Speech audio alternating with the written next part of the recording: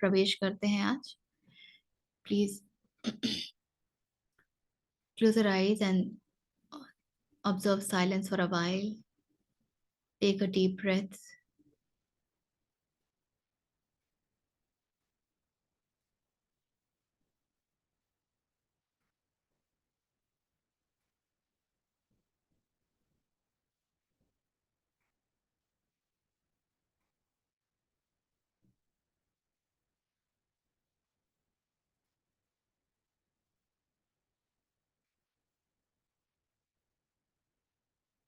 Get centered, get grounded. Maybe be blessed with divine intervention.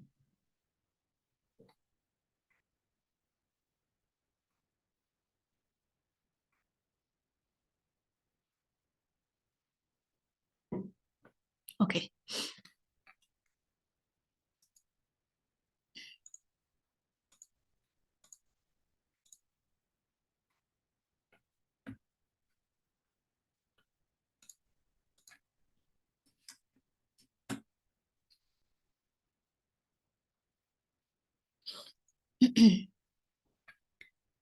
तो हम 7वें अध्याय में प्रवेश कर चुके हैं एंड पहले 3 श्लोकों को हमने देखा था, जिसमें कृष्ण कह रहे थे कि हजारों में से कोई इस दिशा बढ़ता है और उस कोई में से भी किसी एक को कुछ प्राप्त होता है। वहां तक हमने देखा था। इसके पहले कृष्ण हमें सांख्य योग से परिचित करा चुके हैं, कर्म योग से परिचित करा चुके हैं, ध्यान योग से परिचित करा चुके हैं। तो अब ज्ञान विज्ञान योग अध्याय 7 में अब जिस तरीके से बढ़ रहा है हर कुछ, जो कृष्ण ने अपना विराट रूप दिखाया था और भक्ति योग की तरफ हम लोग बढ़ रहे हैं, तो कृष्ण के कुछ स्वरूप को हम देखेंगे इस अध्याय में। ठीक है, तो चलिए चौथे से शुरू करते हैं। दोनों साथ में? दोनों नहीं, चौथा आप ले लीजिए। भूमिरापो नलो वायुः खं मनो बुद्धिरेव च अहंकार इति यं मे भिन्ना प्रकृतिरष्टधा। ये पंच तत्वों की बात कर रहे हैं। भूमि अर्थ पृथ्वी, आपह आपह मतलब पानी, अनल अग्नि, वायु और खम खंग इज आकाश तत्व। तो भूमि आपह अनल वायु खम, और उसके आगे 3 और एलिमेंट्स हैं। मनः बुद्धि ही बुद्धिर बुद्धिरेव चः बुद्धि इव चः। तो मन बुद्धि और इसके आगे कहते हैं कृष्ण अहंकार, जो 8वां तत्व है वो है अहंकार। इति इयम, दस ऑल दीज, में भिन्ना, में इज माइंड, भिन्ना इज डिविजन्स, प्रकृति ही अष्टधा, प्रकृति के 8, अष्टधा is 8 elements, 8 fold.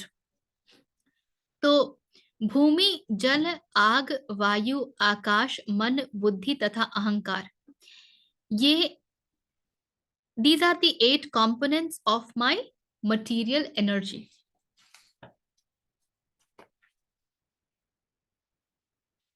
Gita Press में कहते हैं पृथ्वी जल अग्नि वायु आकाश मन बुद्धि और अहंकार भी इस प्रकार यह 8 प्रकार से विभाजित मेरी प्रकृति है। यह 8 प्रकार के भेदों वाले तो अच्छा, वो उसके आगे का है। पहले इस 8 प्रकार से क्या चल रहा है बात, उसको थोड़ा सा समझते हैं। ये देखने के बाद मुझे ना एक बात जो कौंधी वो ये कि हमारा जो जनरल ऑब्जर्वेशन नहीं बोलूंगी, जो हमारा जनरल आइडिया रहता है। हम कहते हैं कि पंचभूत यह अधम शरीरा, कुछ भी जो है इस पृथ्वी पर है या इस संसार में है, वो पंचभूतों का ही खेल है। Everything is made up of these 5 elements, ये हम कहते हैं ना। लेकिन ये पढ़ के मुझे समझ आया कि 5 एलिमेंट्स का कुछ नहीं बना है, सब कुछ 8 एलिमेंट्स के बने हैं। मन बुद्धि और अहंकार भी सब में स्थित है, किंतु हमको क्योंकि उसका कोई भान नहीं है, इसलिए हम उसके बारे में बात नहीं करते हैं। In everything all these 8 is there. It's just that because we do not experience it like that. And जो पंच तत्व हैं उसको थोड़ा सा अलग कर पाना सरल हो जाता है, इसलिए हम उसकी बात करते हैं।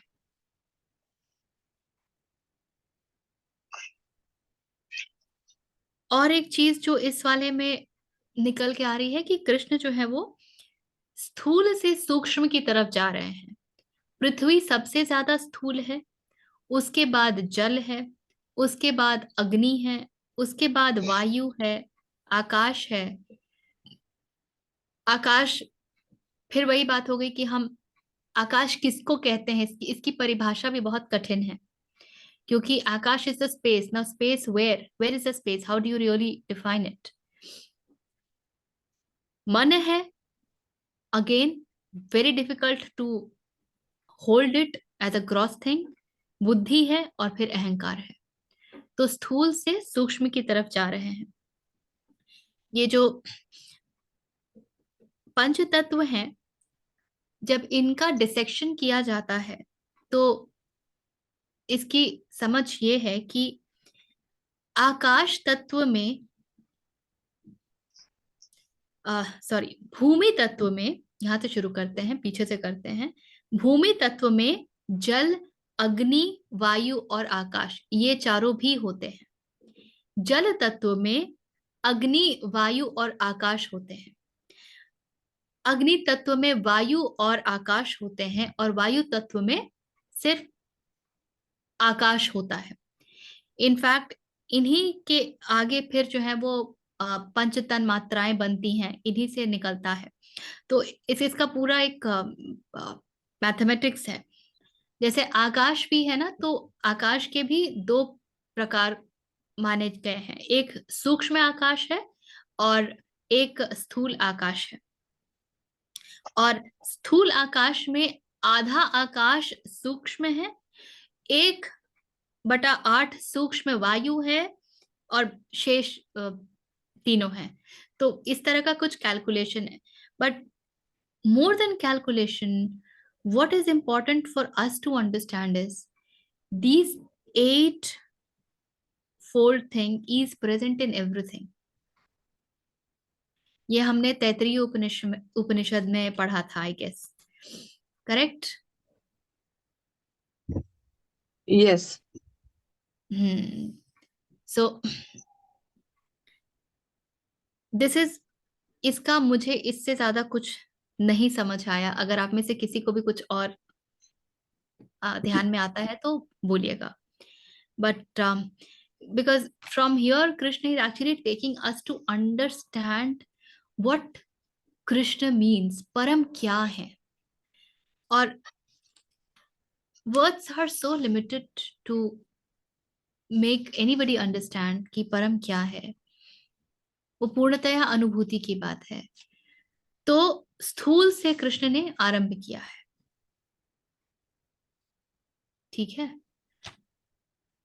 आगे देखते हैं। तो इसको पंचीकरण कहते हैं, right?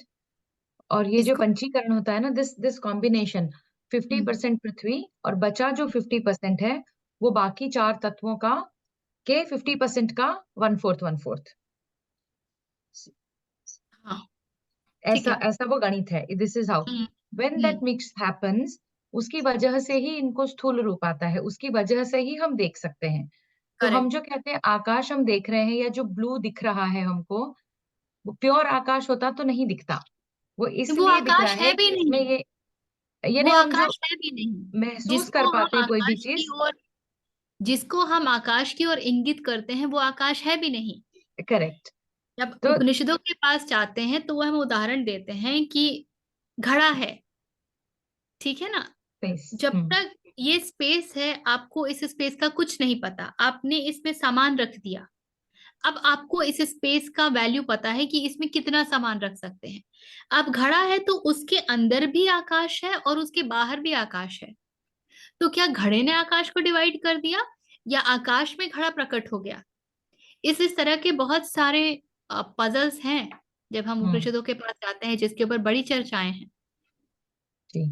So Akash is not the sky that we talk of, it is more about ether. Yes, Parul. It is more about ether and this is very, very सूक्ष्म. इसको अगर हमारे एवरीडे पार्लेंस में बोला जाए तो द स्पेस, जैसे कि एक कमरा है, वो कितना बड़ा है ये हमको तब समझ में आता है जब हम उस पर सामान रखने लगते हैं, एंड देन वो स्पेस तो वही का वही है, आप सामान ले आए और सामान जब बाहर निकालेंगे तो भी स्पेस नहीं, कहीं नहीं गया था। Space always was, is, and it will be.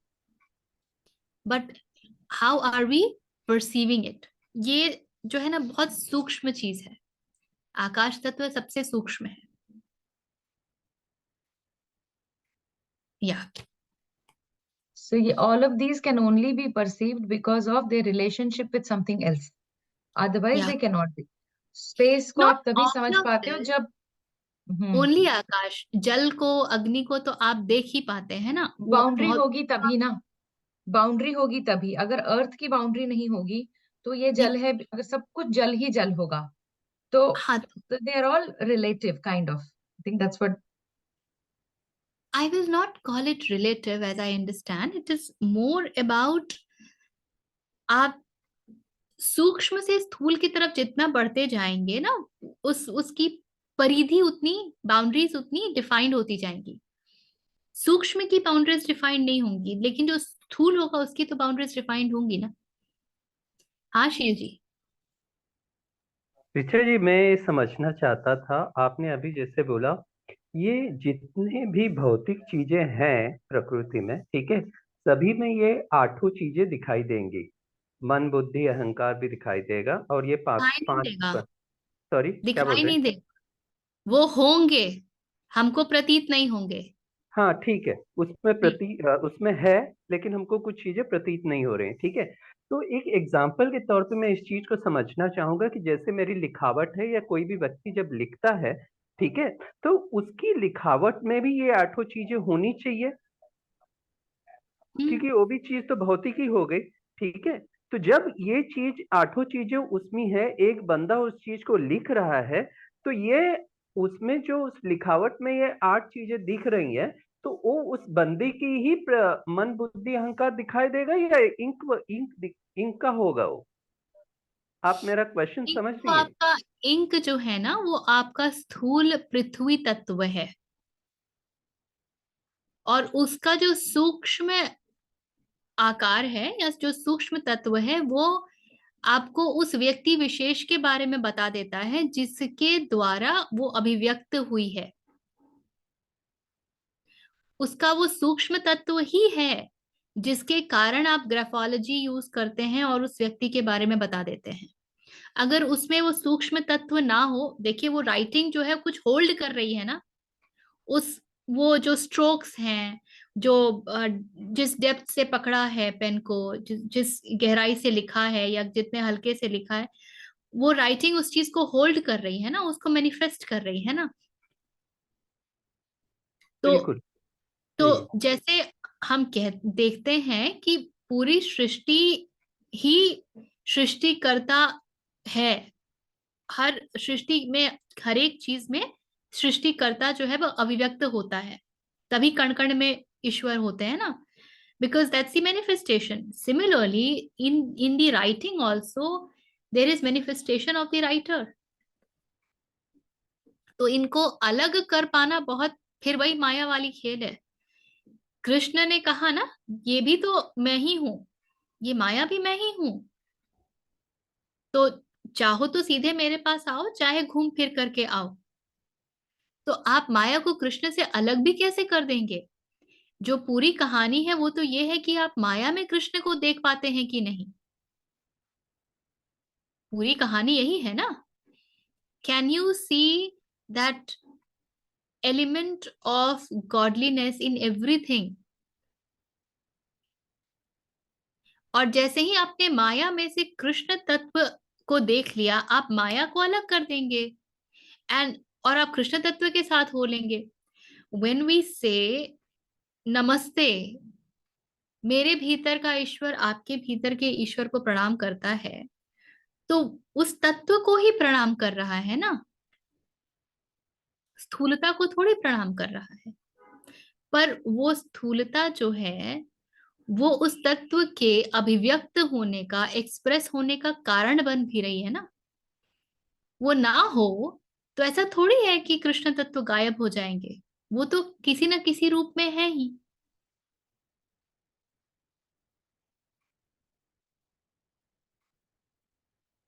ये बात कुछ पकड़ में आ रही है? कंफ्यूज कर दिया मैंने?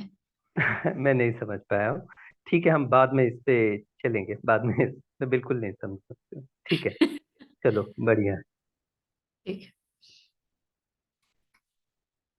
चलिए फिर। एक क्विक क्वेश्चन। हाँ, तो ये तन्मात्रा जो है, that is the pure form of the, जैसे पृथ्वी तत्व जो है उसका प्योर फॉर्म जो है वो पृथ्वी के वो गंध तन्मात्रा है, राइट? विदाउट पंचीकरण जो पार्ट है उसको तन्मात्रा कहते हैं। विद पंचीकरण जो है वो the prakriti element of it, जो मैनिफेस्टेड फॉर्म है उसको कहते हैं। Is that right? तन्मात्रा मुझे एक बार देखना पड़ेगा, मैं बिल्कुल भूल गई हूँ। ठीक है, ये एक स्थान है जहाँ पे जाके मैं बहुत कंफ्यूज हो जाती हूँ। क्योंकि इसमें बहुत लेयर्स है ना, स्टार्टिंग फ्रॉम कॉन्शियसनेस टू नीचे नीचे आप आते जाते हो। हम लोग तत्वबोध करेंगे फिर इसको थोड़ा समझेंगे। I am planning to do Tattvabodh. ठीक है, चलिए। अपरेयमितस्त्वन्यां प्रकृतिं विद्धि मे परां, जीवभूतां महाबाहो ययेदन्धार्यते जगत्। अप्रेय मितस्त्वनाम त्वन्याम अपरा इयम इतः तु अन्याम। क्या संधि है? अपरा इज, हम जानते हैं परा विद्या है, अपरा विद्या है। अपरा इज द इंफीरियर वन, जिसको जो माया की विद्या है, संसार की विद्या, उसको हम अपरा के नाम से जानते हैं। अपरा इयम, दिस इज इंफीरियर। इतः तु अन्यम, itah is besides this, tu anyam, there is but another. Prakritim, there is another prakriti. Vidhi me param, no me superior to be there.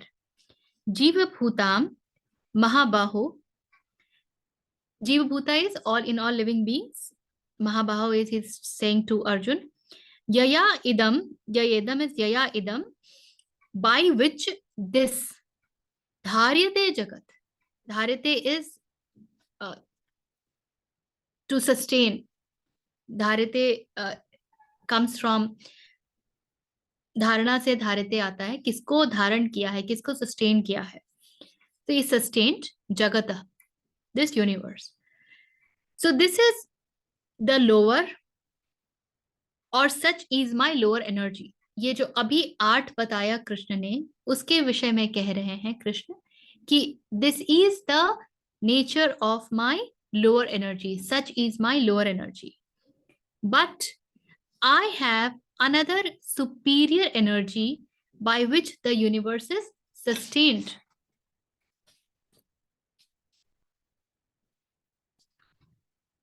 यह 8 प्रकार के भेदों वाली तो अपरा अर्थात मेरी जड़ प्रकृति है, और हे महाबाहो, इससे दूसरी को जिससे यह संपूर्ण जगत धारण किया जाता है, मेरी जीव रूपा परा अर्थात चेतन प्रकृति जान। देखिए, माया को भी कृष्ण ने ये नहीं कहा कि ये तो माया है, ये मैं नहीं हूं। माया भी कृष्ण की ही है। हम जो हर बार ये कहीं ना कहीं निकल करके आता ही रहा है। कृष्ण यहाँ कह रहे हैं कि ये भी मेरी ही है, but this is not the highest of mine. ये मेरी पराकाष्ठा नहीं है, ये मेरा सबसे उत्कृष्ट गुण नहीं है। This is my lower energy. जैसे हम मनुष्य में भी देखते हैं ना कि there is something in us which is very unique, very amazingly defined, जिसको हम कहते हैं कि वो हमारा गुण है। और शेष को तो हम काउंट भी नहीं करते हैं, वो तो हर व्यक्ति करता है, कि हर व्यक्ति सफाई कर रहा है, हर व्यक्ति भोजन पका रहा है, एक्सेट्रा एक्सेट्रा। भोजन पकाने में भी एक उत्कृष्टता अलग होती है। सिमिलरली कृष्ण यहाँ पे बहुत स्पष्ट रूप में कह दे रहे हैं कि this is my lower energy and there is something different from it, which is my higher energy. But everything is Krishna. There is nothing that he is saying that is not me. Right?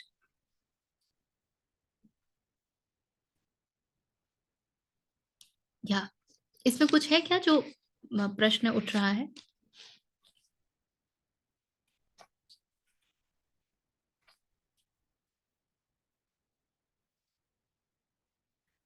अब इसके आगे जो है ना, जब हम थोड़ा सा और भीतर जाएंगे तब समझ में आएगा कि कृष्ण हमको इसके विषय में क्यों बता रहे हैं।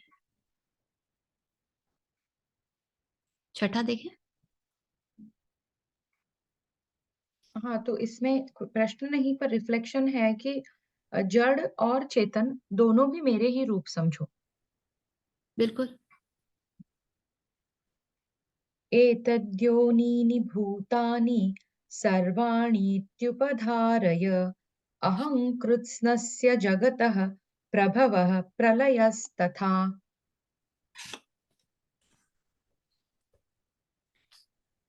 एतत् योनिनि, these two are the source of, yonini is also a womb of, bhutani sarvani, so all bhuta, all the things that we see, living beings, sarvani all, iti upadharaya, all that we know, aham kritasasya, I entire, jagatah, so I, jagatah is creation, prabhavaha is source, so I am the source of the entire creation, pralayasya tatha, and of pralay as well. Know that these two are the womb of all beings. Which two? The para and the apara. I am the origin or the source and dissolution of whole universe. हे अर्जुन, तू ऐसा समझ कि संपूर्ण भूत इन दोनों प्रकृतियों से ही उत्पन्न होने वाले हैं और मैं संपूर्ण जगत का प्रभाव तथा प्रलय हूं, अर्थात संपूर्ण जगत का मूल कारण हूं। Few things. कृष्ण कह रहे हैं कि हर कुछ जिसको हम जानते हैं, बूझते हैं, समझते हैं, उसमें ये दोनों हैं, परा और अपरा। ठीक इसी को हम कहते हैं कि ईश्वर तत्व सब जगह मौजूद है, ईश्वर तत्व सब में है। ये दोनों ही कारण बनते हैं इस पूरे जगत का। The beautiful thing that he is saying, he is the source and at the same time he is the कारण of dissolution also. तो हम जो ब्रह्मा विष्णु महेश को भी अलग अलग करके देखते हैं ना, कृष्ण ही है, कृष्ण ही ब्रह्मा भी है, कृष्ण ही महेश भी है, सब एक है। अंततः हर कुछ एक सोर्स ही है, उसको आप जिस रूप में भी जानिए। हम जब कृष्ण रूप में जानते हैं तो हम विष्णु के रूप इसलिए कहते हैं क्योंकि उनको हमने कह दिया है वो पालन करता है, इसलिए विष्णु के अवतार हैं, क्योंकि वो पालन करता है तो उनको अवतार लेकर के आना पड़ता है जगत में धर्म की संस्थापना के लिए, अलग अलग समय में, अलग अलग काल में। शिव के साथ ऐसी कोई कथा नहीं है कि वो अवतरित हो रहे हैं क्योंकि उनको धर्म का मार्ग दिखाना है, ना ही ब्रह्मा के लिए ऐसी कोई कथा है। ये सिर्फ मनुष्य की जड़ बुद्धि की सरलता के लिए बनाई गई कथाएं हैं। कृपया सबको एक जानिए, सबको एक जानिए, कहीं कोई भिन्नता नहीं है। आप जिस भी रूप में पूजें, जिस भी रूप में आप रिलेट करें, जिस भी रूप में नाम लें, दैट इज इममटीरियल। इनफैक्ट अगर आप 10 महाविद्याएं देखेंगे तो उसमें काली को विष्णु के समकक्ष रखा गया है, वो ही ब्रह्म तत्व हैं। और जैसे विष्णु के 10 रूप हैं, ठीक उसी प्रकार से 10 महाविद्याएं हैं। They all have been parallelly kept. तो कहीं कोई भिन्नता नहीं है। It's a matter of expression, always remember. ऐसा बिल्कुल नहीं है कि कृष्ण तो सिर्फ पालन करता है, कृष्ण ही संहारक भी है।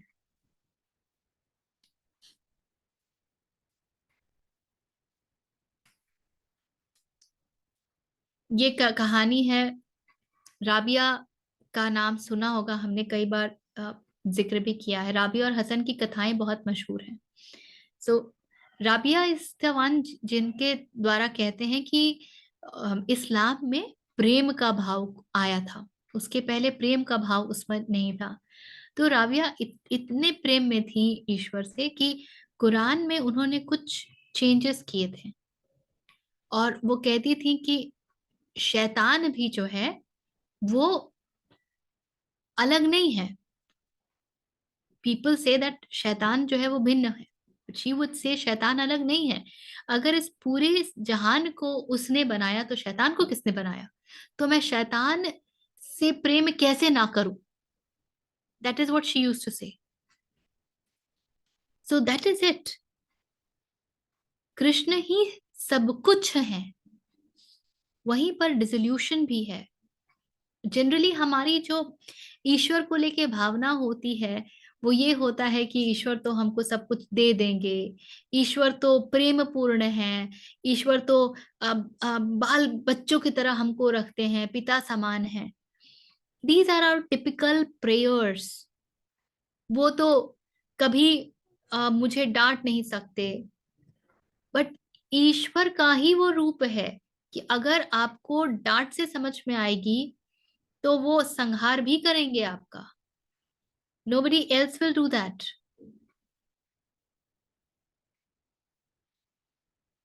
It is the mind of the mankind that it creates such division. Krishna बता रहे हैं कि ऐसा कोई डिविजन नहीं है।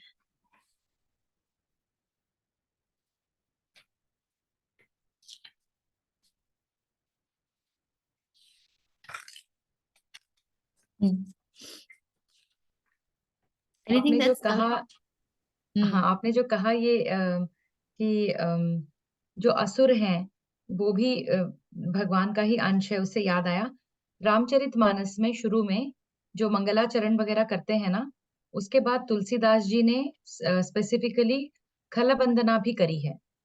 तो असुरों को भी उसमें वंदन है। कोई तो भी ये उसी को सोच सकता है जो अद्वैत में स्थापित है पूरे टाइम। बिल्कुल, कोई भी हम तो इतने पुराणों की कथाएं भी सुनते हैं, कभी भी शिव ने ये थोड़ी कहा है कि तुम राक्षस हो तो मैं तुम्हें कोई ये नहीं दूंगा, वर नहीं दूंगा। सब तप करते हैं, जो तप करता है वो उनके वर का भागी हो जाता है। हाँ शील जी।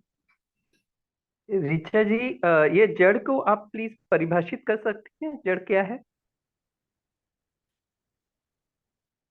जिसमें चेतना नहीं है वो जड़ है। That which is not conscious, जिसमें बोध नहीं है, वो जड़ है। हम भी जड़ हो जाते हैं जब हम बोधयुक्त नहीं होते हैं, बोध रहित हो जाते हैं, अवेयरनेस रहित हो जाते हैं, कॉन्शियसनेस रहित हो जाते हैं। और इसीलिए आप बुद्धि को भी जड़ बता रही हैं। बुद्धि भी यदि कॉन्शियसनेस के साथ मिलकर काम नहीं करती है तो वो जड़ हो जाती है। ठीक है, थैंक यू।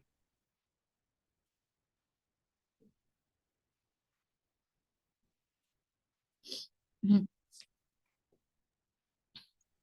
मत्तः परतरन्नान्यत् किञ्चिदस्ति धनञ्जय मयि सर्वमिदं प्रोतं सूत्रे मणिगणा इव। मत्तः परतरम than me superior na anyat kinchit asti, not anything else is Dhananjay. So there is nothing else superior than me, O Dhananjay. Mai sarvam idam, in me all this. Protam is strung, sutre manigan ev, on a thread. So beyond me there is nothing beyond or higher than me, O Arjun. All this is strung in me as a row of beads on a thread.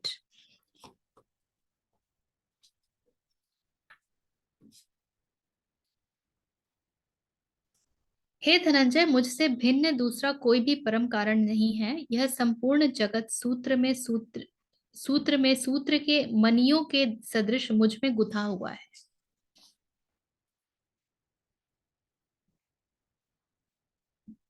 जो स्रोत है,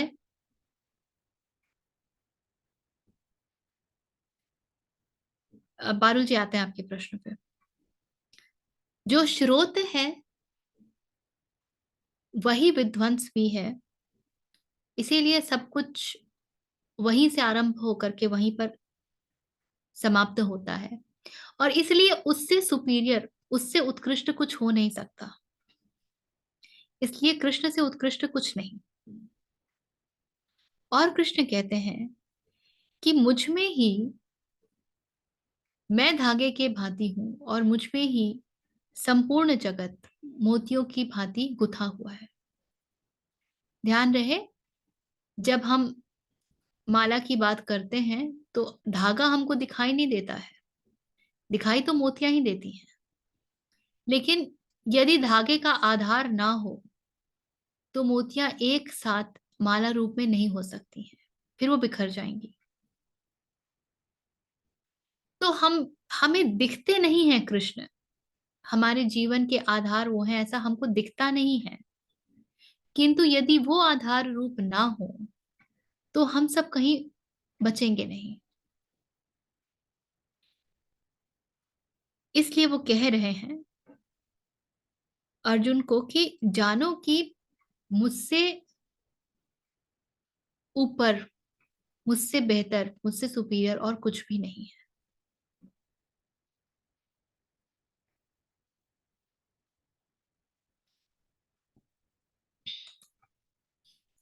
पारुल पूछ रही है क्या शिवत्व और कृष्णत्व एक ही है?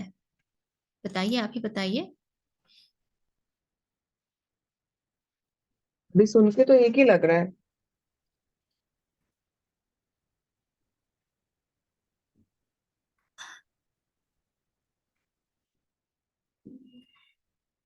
असल में हमारा मन कैसा है ना कि हमने कृष्ण को जब परिभाषित किया, हमने परिभाषित किया कि ये कृष्ण है, तो कृष्ण के ये गुण हैं, वो 16 कलाओं में परिपूर्ण हैं और धर्म की स्थापना करते हैं, संसार को चलाते हैं, ये सब कुछ हमने उनको परिभाषित कर दिया।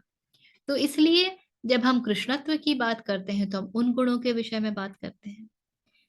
शिव की जब हम बात करते हैं तो हम बात करते हैं बिल्कुल डिटैचमेंट की, हम बात करते हैं सब कुछ को विध्वंस करने की, हम बात करते हैं बिल्कुल घोर तप की। और शिवत्व की जब हम बात करते हैं तो हम उन सारी क्वालिटीज की बात करने लगते हैं। लेकिन ये सिर्फ शब्दों के खेल हैं और कुछ चीजों को इंगित करने के लिए हम उन शब्दों का प्रयोग करते हैं। यदि आप मूल में देखेंगे, स्रोत में देखेंगे, तो दोनों बिल्कुल एक ही बात है। जितना पूर्ण कृष्णत्व है उतना ही पूर्ण शिवत्व भी है, वो दोनों कहीं से भिन्न नहीं है। लेकिन हमारे टूटे हुए मन के लिए, हमारे खंडित मन के लिए ये दोनों शब्द जो है एक सुविधा है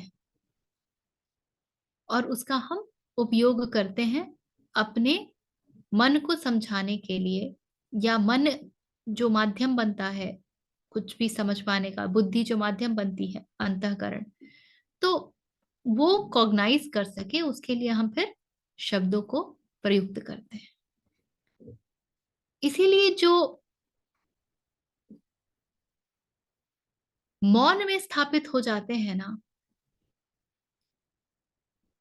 वो शब्दों का प्रयोग नहीं कर पाते। शब्द मौन के विषय में कभी कुछ नहीं बता सकेगा।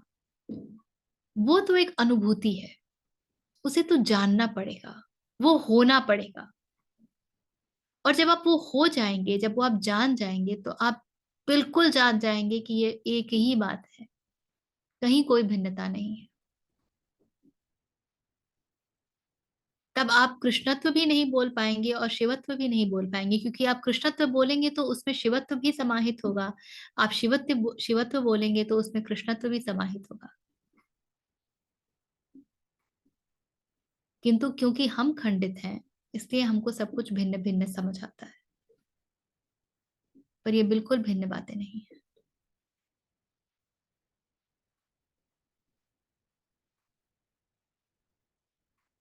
तो फिर ये सब कुछ एक ही तरीके से क्यों नहीं समझाया गया? ये अलग अलग तरीके से ही क्यों लोग समझाते हैं? अलग अलग लोगों क्योंकि ने मन इतने नाम क्यों दिए उसको? इतना मन कंफ्यूजन क्यों? जितने मन उतने मार्ग, जितने मन उतने मार्ग ना। तो ये सिर्फ नाम देने के लिए नाम दिए, नाम देने की जरूरत ही क्यों पड़ी?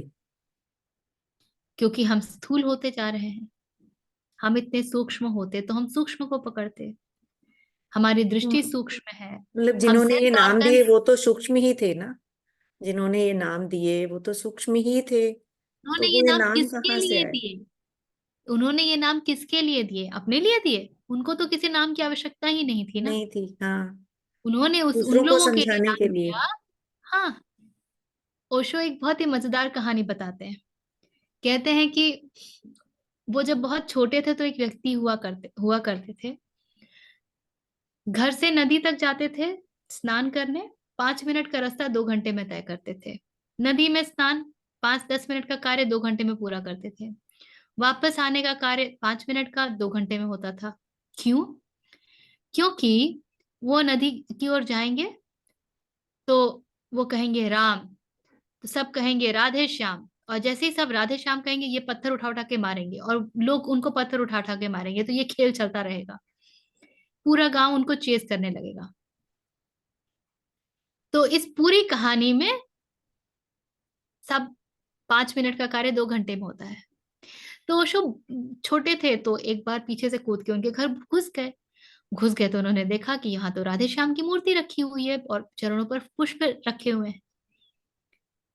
तो और इस व्यक्ति के घर में किसी का भी घुसना मना था। तब ओशो ने पकड़ लिया तो पूछने लगे। तब ये कहते हैं कि देखो, किसी को बताना मत, किसी के आज तक जाना नहीं है, लेकिन मैं ऐसा करता हूं कि इसी बहाने लोग राधे श्याम का नाम तो लें। क्योंकि जैसे ही लोग राधे श्याम का नाम लेते थे, ये व्यक्ति और रुक जाता था और पत्थर उठाता था और इसकी आंखों में एक चमक आ जाती थी, जैसे कि वो चाहता है कि लोग इसी बहाने और पत्थर उठाएं भले, लेकिन राधे श्याम का नाम ले। तो महत्वपूर्ण क्या था? पत्थरबारी? महत्वपूर्ण तो राधे श्याम का नाम था ना। पत्थर तो वो एक खेल का हिस्सा बन गया कि इसी बहाने ईश्वर का नाम लिया जा रहा है। बिल्कुल वैसे ही जिन्होंने नाम दिए, उन्होंने इसलिए दिया क्योंकि हम हमारी दृष्टि भोथर होती गई, स्थूल होती गई। हम जितने स्व में स्थित हो सकते थे हम नहीं रहे। हमने इंद्रियों को सत्य मानना शुरू कर दिया और हम इंद्रियों के वशीभूत होने लगे। तो जो जानते थे ये उनकी करुणा है, उनका कंपैशन है, क्योंकि उनको पता है कि किसी तरह तो इनको वापस लाना पड़ेगा ना, तो उन्होंने वो सारे तिकड़म दिए जिससे हम ईश्वर तत्व तक पहुंच सके। ये अलग विषय है कि उन्होंने जिस कारण से दिया, हमने उसका भी कबाड़ा कर दिया। ऑल्टरेशन कर दिया, पोस्टमार्टम कर दिया।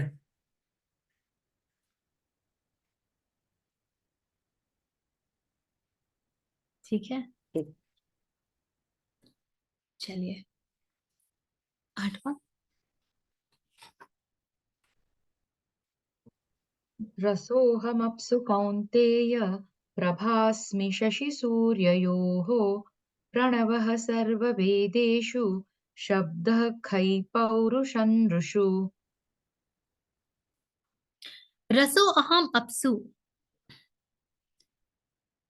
पानी में मैं रस हूं। कौन्तेय, प्रभा अस्मि, शशि सूर्य हो। शशि चंद्रमा, और सूर्य में मैं उसकी आभा हूं, उसका वो रेडियंस हूं। प्रणवः सर्व वेदेषु, सभी वेदों में मैं प्रणव ओंकार हूं। शब्दः खे, आकाश में मैं शब्द हूं, साउंड हूं। पौरुषम नृषु हूं, और नृप में, मनुष्य में मैं पौरुष हूं। अब कृष्ण अलग अलग शब्दों का प्रयोग कर रहे हैं ये बताने के लिए कि वो कौन है। कितना कठिन कार्य है, क्योंकि जब हम, पता नहीं आप लोगों का, पर मैंने तो देखा है कि जब किसी भी सभा में कुछ ऐसा होता है कि रिचा इंट्रोड्यूस योरसेल्फ, तो मैं अपने बारे में जो कुछ भी बता पाती हूँ उसके बाद मुझे लगता है कि अच्छा ये तो नहीं बताया, ये तो नहीं बताया, चलो कोई नहीं, पर कुछ ऐसा जरूर होता है जो नहीं बताया। तो जब मनुष्य रूप में हमारी ये स्थिति होती है, ईश्वर तो सब है, बताइए अब वो अपने आप को परिभाषित कर रहे हैं। क्या मजबूर किया है अर्जुन ने कृष्ण को। तो यहां से जो है ना, पूरी बात आपके अनुभव की है। हम लोग शब्दों को भले समझेंगे, किंतु मेरी मेरा आग्रह होगा कि try to come to the essence, just experience that, and something beautiful will blossom in you. कहते हैं रस हूं मैं पानी में। how you are like reached to that essence through different yogas, like any of the paths, yogas, or anything, whatever, It's however you speak. yoga path, I would say, Komal. It's just about, पता नहीं शब्दों में मैं बता नहीं सकती हूँ, but ये ये एक अनुभूति। यू स्टार्ट टू अप्रिशिएट ये क्या आप समझा रहे हैं कृष्ण। कहते हैं कि मैं पानी में रस हूं। रस वो है जिसको देखा नहीं जा सकता। आप किसी कहीं का भी पानी ले आइए, किसी भी रंग का पानी ले आइए, उसमें नमक घोल दीजिए, चीनी घोल दीजिए, किसी भी स्वाद का बना दीजिए, किंतु पानी का जो एक रस है वो आप देख नहीं सकते। वो उसका वो सूक्ष्म तत्व है, और यदि रस ना हो तो पानी में कोई कुछ बचेगा ही नहीं। कृष्ण वो है। So he is the essence, the nectar in whatever. कहते हैं प्रभा अस्मि शशि सूर्यो। सूर्य और चंद्रमा में जो प्रभा है, जो तेज है, जो रेडियंस है, वो मैं हूं।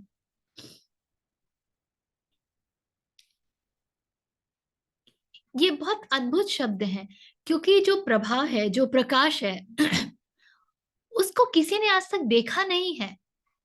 हम जब कहते हैं कि यहाँ पर लाइट है, तो हम लाइट को नहीं देख रहे होते, हमको बस ये पता होता है कि उस लाइट के कारण सब कुछ दिख रहा है।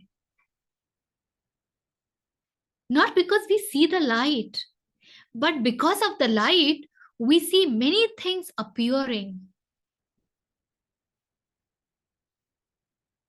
And in the absence of light, We can't see everything even which is appearing. कमरे में अंधकार कर दिया जाए तो कुछ भी नहीं दिखेगा, और प्रकाश आ जाए तो सब कुछ दिखता है।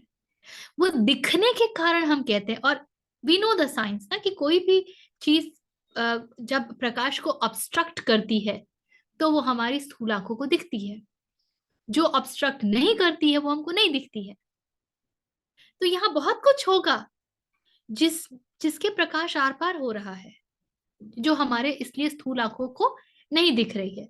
शायद दृष्टि में कुछ और विशेषता आ जाएंगे तो आप इंफ्रारेड रेज को देख पाते हैं, आप अल्ट्रावायलेट रेज को देख पाते हैं।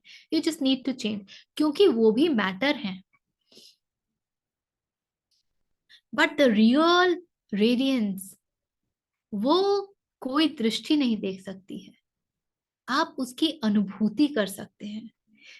These become your reasons to experience gratitude in life.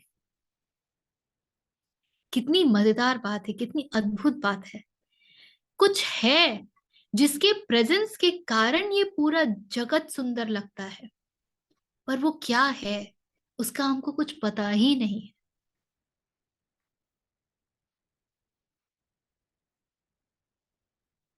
If you can just go beyond the words, it is so beautiful.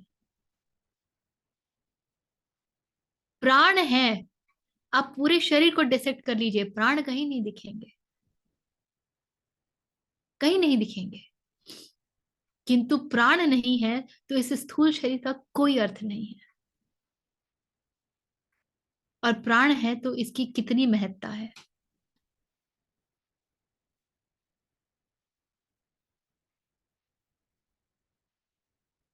इसी प्रकार आगे कहते हैं, प्रणव सर्व वेदेषु, सभी वेदों में, सभी शास्त्रों में मैं वह ओंकार हूं। सभी शास्त्रों को नष्ट भी कर दीजिए तो ओंकार बच जाती है, क्योंकि ओंकार शास्त्र नहीं है, ओंकार से सब शास्त्र है। The primordial sound that exist even though the shastra would not exist, it is still there, and it is that ओंकार जिसको भिन्न भिन्न रूपों में शास्त्रों में व्याख्या करने का प्रयास किया गया है। यही वो ओंकार है जिसके कारण उपनिषदों का जन्म हुआ। ये नहीं होता, नहदनाद नहीं होता तो कई प्रश्न नहीं होते, कोई जिज्ञासा नहीं होती, कोई शिष्य ये नहीं पूछता कि आंखों की आंख कौन है और कानों का कान कौन है।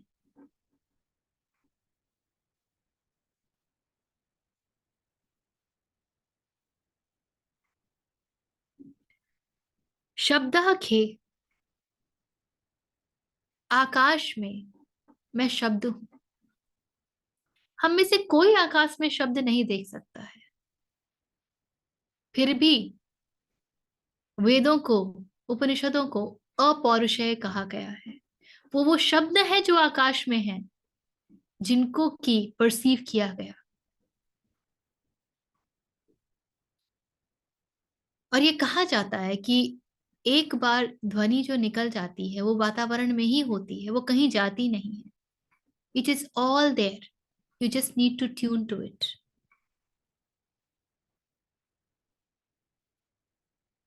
इसीलिए अच्छे शब्द कहने का और मीठे बोल बोलने का बड़ा महत्व है। सिर्फ इसलिए नहीं कि वो मन को शीतलता देती है, दूसरे जो है वो उन्हें अच्छा लगेगा बात करके। आप जितनी बार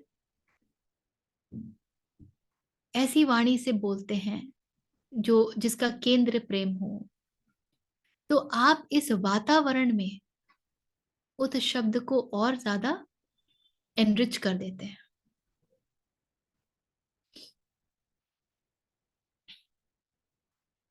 और कहते हैं पौरुषम ऋषु, मैनहुड, पौरुष किसमें? ह्यूमंस में। पुरुष शब्द को यदि समझेंगे, और पुरुष का अर्थ यहाँ पर पुरुष और स्त्री से बिल्कुल भी नहीं है, जो हमारी पुरुष बोलते ही हमारा आधा दिमाग स्त्री की तरफ भागता है। पुर का अर्थ होता है नगर।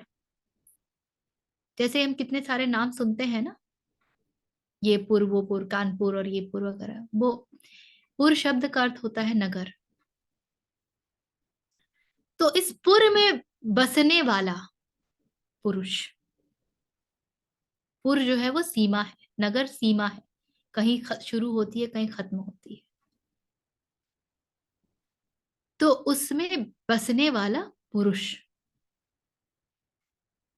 और उसका जो तत्व है, उस पुरुष का जो तत्व है वो है पौरुष। कृष्ण वो है। तो यदि आप रस को समझ सकें, यदि आप प्रभा को समझ सकें, शब्द को समझ सकें, ओमकार को समझ सकें, पौरुष को समझ सकें, तो आप कृष्ण तत्व तक कुछ निकट जरूर पहुंच पाएंगे।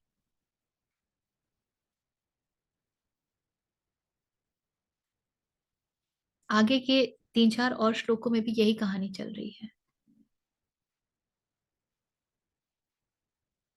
And such beautiful. तो इसका मतलब क्या ये है कि जो दिखता है उसमें कृष्ण नहीं है? नहीं, इसका अर्थ ये नहीं है।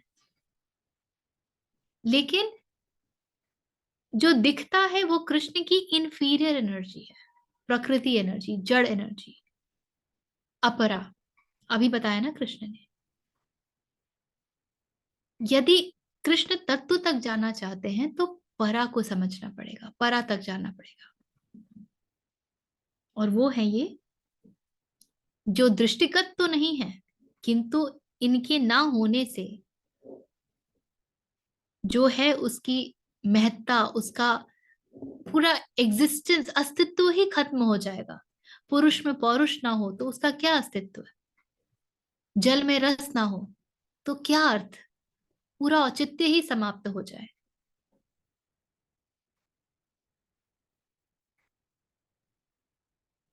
तो हम हैं, इसका यही प्रमाण है कि कृष्ण है। हम हैं, यही प्रमाण है कि कृष्ण है। कोई यदि नास्तिक और आस्तिक के बीच में कभी पूछे ना, तुम हो ना, तुम नहीं हो ये बोल सकते हो क्या? अस्थि तो है ना। अस्थि से ही तो आस्तिक शब्द आता है। अस्थि माने है। अस्थि क्या है? उसी को कहा जा सकता है जो सदा है। जो आज है और कल नहीं है, वो कैसे अस्थि हो जाएगा? उपनिषदों में, वेदों में अस्थि वही है जो सदा है। तो सदा क्या है? उसी से आस्तिक शब्द आता है। तो जो यहां इसको अनुभूत कर सके, फिर उसके भीतर से कृष्ण तत्व सदा बहेगा।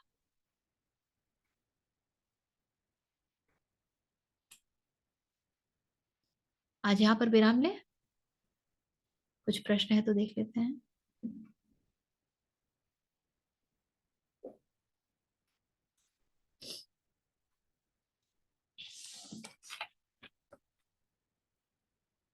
है कुछ? ऋचा जी, मेरा एक सवाल था, लेकिन आज के सेशन से रिलेटेड नहीं है, पहले कुछ सेशन से था। पूछूं मैं? हाँ बोलिए, बिल्कुल बोलिए ना।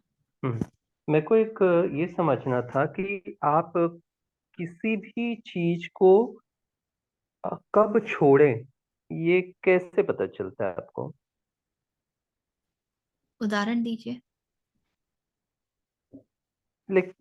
देखिए, हम जो भी काम कर रहे हैं, ऐसा हम अगर सोचे कि ये सिर्फ ईश्वर की सेवा चल रही है, ठीक है, ये हमारा एक भाव हो सकता है। लेकिन अब उस चीज को, कोई भी काम मैं कर रहा हूं, उस चीज को मैं कभी ऐसे लगता ना नहीं करना है अभी, तो कुछ ऐसी सीमा बनती है? ये तो कार्य पर निर्भर करेगा। लेकिन सभी काम तो कार्य, हम लोग कर रहे हैं। कुछ कार्य जो है वो आ, देखिए, कार्य जो आप कर रहे हैं वो त्रिगुणा, त्रिगुण, 3 गुणों के भीतर है ना, गुणों के द्वारा कार्य हो रहा है। तो जब गुण परिवर्तित होंगे आपके भीतर तो कार्य भी परिवर्तित होगा। समझिएगा, कृष्ण ने कहा ना कि तुम्हें लगता है कि तुम करते हो किंतु करते गुण हैं। यदि वो रजस तमस और सत्व ना हो तो तुम कुछ नहीं करोगे। ये तीनों गुण के कैरेक्टरिस्टिक्स हैं जिसके कारण, जिससे प्रेरित तुम कुछ भी करते हो। ये बात तो स्पष्ट है। हाँ जी, हाँ जी, ये स्पष्ट है। अब मान लीजिए मेरे भीतर बहुत रजस है। अगर मेरे भीतर बहुत रजस है तो उसका क्या परिणाम होगा कि मैं बहुत भागूंगी दौड़ूंगी और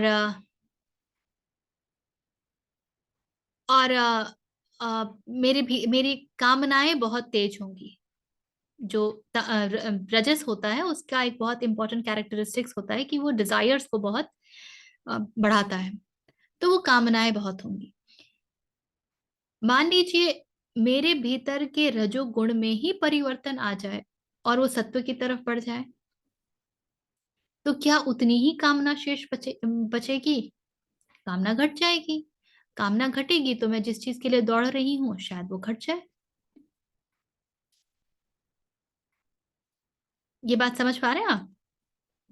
हाँ हाँ, समझ रहा हूँ मैं। तो कौन सा कार्य कब बंद होगा? अब जैसे भोजन ही मान लीजिए, ऐसी चीज को लेते हैं जो जब तक शरीर है उसकी आवश्यकता है, ठीक है ना।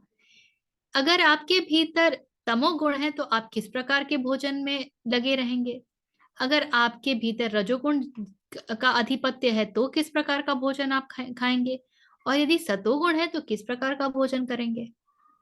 तीनों भिन्न हो गए ना। तो तीनों जैसे ही भिन्न होंगे तो तीनों के लिए कार्य भी तो भिन्न हो जाएंगे। सतोगुण अधिक हो गए तो आपका फल से भी कार्य चल जाएगा। अब आप घंटा भर खाना पकाने में, मसाले में, तेल में नहीं लगाएंगे। रजस ज्यादा तेज है तो आपको फल, सब्जी, पल्सेस वो सब आप ज्यादा खाना पसंद करेंगे, स्वादिष्ट भोजन पसंद करेंगे। तो अब उसके लिए आपको एफर्ट भी वैसी चाहिए। और तमोगुण है तो भाई खाओ पियो पड़े रहो, ऐसे भोजन को आप पसंद करेंगे जो आपको लेथार्जी देती हो। तो तीनों तरह के भोजन के लिए जो मेरा भागना दौड़ना है वो काम भी परिवर्तित हो जाएगा ना।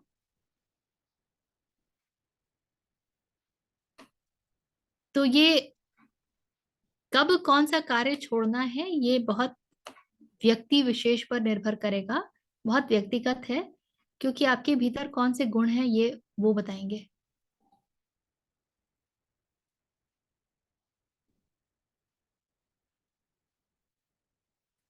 ये कुछ स्पष्ट हुआ शील जी? मैं उसी चीज को समझने की कोशिश कर रहा हूँ। अब आपको काम बताना पड़ेगा। हाँ, काम ये मैडम कि ऐसे में रोटी बनाने के पहले तो चल रहा था ठीक है, लेकिन अब मैं थोड़ा ये हो रहा है। अब जिस आपने बताया था ना पहले, वो क्लेश जैसा वो चल रहा है अभी मेरे को। तो बीच में 2 दिन तो मैं मोटिवेटेड रहता हूँ, हाँ मेरे को ये काम करना है ईश्वर की सेवा में। बाद में फिर अचानक से वो चिढ़ आती है, तो आज रुक गया है फिर वो। तो हाँ, वो इस चिढ़ाती चीज को है मैं, कि क्यों चिढ़ाती है, क्या भाव आता है? ये बस ऐसे बोरियत सी लगती है क्या अभी वो रोटी गोल गोल नहीं बन रही क्योंकि है। आप ही बना रहे हैं ना, आप हाँ, ईश्वर की सेवा थोड़ी कर रहे हैं। जैसे ही भाव बदला वो कार्य का पूरा बोध बदल जाता है, क्वालिटी बदल जाती है। जब तक ईश्वर की सेवा कर रहे हैं तो रोटी गोल पतली मोटी वो सब बना लेंगे, लेकिन उसमें आप रमे रहेंगे। और अगर अच्छा। सेवा से मन हटेगा तो रोटी कैसी बनी है, मैं कैसा बना रहा हूँ, वो महत्वपूर्ण हो जाएगा। तो चिड़चिड़ाहट भी आएगी। ठीक है, ठीक है, ठीक। ठीक है। गुड। हाँ जी, हाँ जी, थैंक। हम्म। अब आप क्या कह रहे थे, वर्ण और आश्रम नियम अप्लाई करें, करना क्या? करेंगे, कर सकते हैं क्या? मतलब कौन सा कार्य कब छोड़ना है इसमें, लाइक आफ्टर आफ्टर 50 60 आपके पास इनफ रिजर्व है तो आप बंद कर दो धन अर्जन करना। इस तरह के कुछ सिंपल नियम भी हो सकते हैं। इट रियली नियम डिपेंड्स ऑन कार्य और परिस्थिति। Depends upon the center where you are working from. हम्म धन बहुत अर्जित कर भी लो तो भी जिसको आश्रम नियम से नहीं चल रहा है वो तो उसका अर्जित करना जीवन पर्यंत नहीं छूटता है। पर कुछ फ्रेमवर्क ऐसे इसीलिए दिए हैं ना कि इसके बाद आप बंद कर दो ये चीजें, वो परिवार से फ्रेमवर्क मोह कैसे छुटाना है, ऐसे जो है वो ब्रॉड फ्रेमवर्क जो है फ्रेमवर्क्स। ना वो कारगर ही तब होते हैं जब आप वर्ण आश्रम को एकदम शुरुआत से निभाओ। जब आपको ब्रह्मचर्य के समय वो ज्ञान वो क्लैरिटी प्राप्त हो जाती है कि जीवन इसको कहते हैं, जीवन का उद्देश्य ये है, तब तो आप वानप्रस्थ और इसकी तरफ संन्यास की तरफ बढ़ पाते हैं। वो क्लैरिटी ही नहीं आती है क्योंकि ब्रह्मचर्य तो हमारे पास होता ही नहीं है, तो इसलिए सिर्फ गृहस्थी चलता है, उसके बाद संन्यास और वानप्रस्थ तो ऋचा होता जी, ही हम नहीं। जैसे जो भूले भटके नहीं गए हैं गुरुकुल, नहीं किया, नहीं जिया है ब्रह्मचर्य जीवन 16 साल तक 18 साल तक, वैसी तपस्या नहीं की है, तो क्या अभी हमारे पास ये नहीं है वानप्रस्थ और संन्यास के मार्ग पे जाने का? हो तो सकता बिल्कुल है ना। है, बिल्कुल है। वो बुद्धि खुल जाए तो जिस दिन जब जागो तभी सवेरा। हम्म दिक्कत ये होती है कि जब वो बुद्धि होती है ना तो आदमी शुरू से थोड़ा डिटैचमेंट के साथ जी पाता है। हम लोग इतने अटैच हो जाते हैं कि एकदम से तोड़ पाना हमारे लिए वो बंधन जो है ना हमारी फांसी का होता है। बिल्कुल आप तोड़ सकती हैं, तोड़ना भी चाहिए।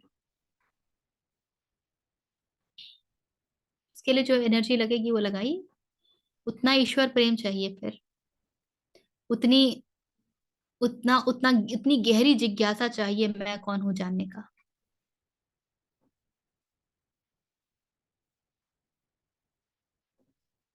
वो फ्रेमवर्क सब बहुत सुंदर थे, बड़े कुछ कारण से बने थे। हमने वो कारण ही खो दिया तो फ्रेमवर्क भी धूमिल सा हो गया है पुस्तकों में, बस ज्ञान रूप के लिए अपरा ज्ञान बन गया है हमारे लिए। हम्म, और कुछ